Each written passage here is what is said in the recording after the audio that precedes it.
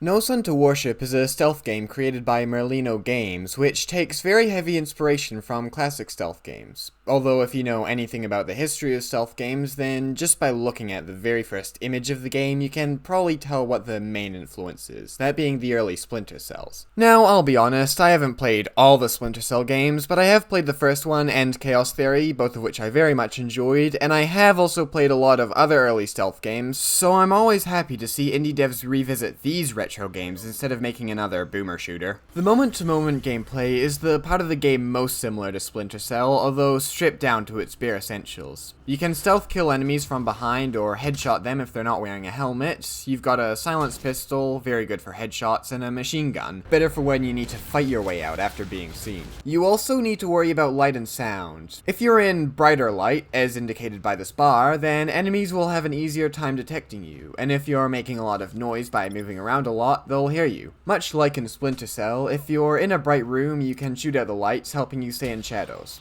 Always remember to do this. I didn't realize you could do this in my first playthrough, and when I did finally realize on my second playthrough, the game felt 10 times easier, even though it was on a higher difficulty. The main changes that No Sun brings to the moment-to-moment stealth is the way that health and enemy bodies work. Rather than needing to drag a body to a cupboard or a dark spot, you can just make it vanish where it is and get a few health points back. You can also activate this ability that makes your footsteps silent, although I only ever found it circumstantially useful at best, as in order to make full use of the power, you should try and move as fast as possible, which requires standing up, making yourself brighter anyway, so even if enemies can't hear you, chances are they'll still see you. It's not too bad as an ability, but I just don't find myself utilizing it for much more beyond saving me some time when I'm sneaking up on a lone guard. I also found lighting to be weirdly inconsistent, in that in some levels I can sneak around enemies while basically being right in front of them, but then in the next level I get seen immediately in pretty much the same lighting by a guy a few feet away. Those are the main issues with the game's stealth, but apart from that, it does basically work and it does its job well enough.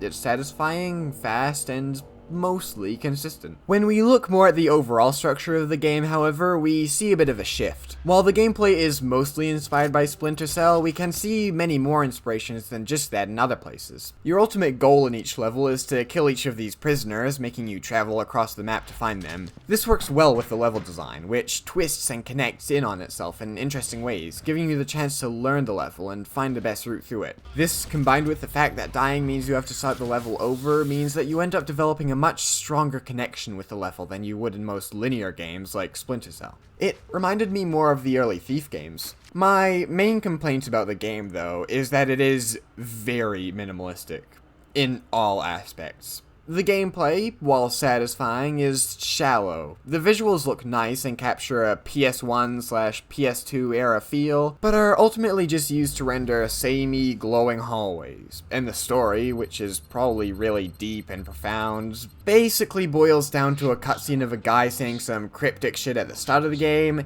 and a cutscene of a guy saying some cryptic shit at the end of the game. As I mentioned, I've played quite a few classic stealth games, and it's clear to me that Splinter Cell isn't the only thing that the game was inspired by. There are aspects of the classic Metal Gear games, the way the levels are structured reminded me a bit of Tenchu, and as I mentioned earlier, the Thief games might have provided some influence as well. But the thing about these games is that they have a lot going on. MGS had simplistic gameplay, but a very complex story, secrets to find, and even a number of boss fights. The levels in Thief are enormous compared to No Sun to Warships, and are well worth exploring as they contain items and treasure, which on higher difficulties are required for beating the level. Tenchu is probably the most similar in its structure and simplicity, but even it has some items which provide some incentive to explore the level, not to mention context for the level you're about to do. Context is a pretty important idea in this discussion, actually. In No Sun to Worship, sure you know what the level is supposed to be, whether that be an underground lab or a radio tower, and there are usually some indications in the level that that is indeed what it is, such as the green tubes in the nuclear power plant, cells in the prison, or robots in the robot lab, but there's no real context for what you're doing in there besides just killing the targets because of how obscure the story is. There's also no real reason to explore the level, since there isn't anything to find find besides the targets, and they're marked with big indicators showing where they are. Now, to be fair to this game, it was made by a very small team, so it's really pretty unfair of me to demand super detailed levels and story akin to something like Thief or MGS, and in terms of simple gameplay, it is definitely very strong. Maybe stronger than Splinter Cell, at least in terms of speed and fluidity. I think this game is best for people who want to get into classic stealth games, but get put off by the clunky movement and gameplay. But if, like me, you've already played many other classics and are itching for more, then approach this game with the knowledge that, while it does have great stealth, it lacks the depth and complexity of the games that inspired it.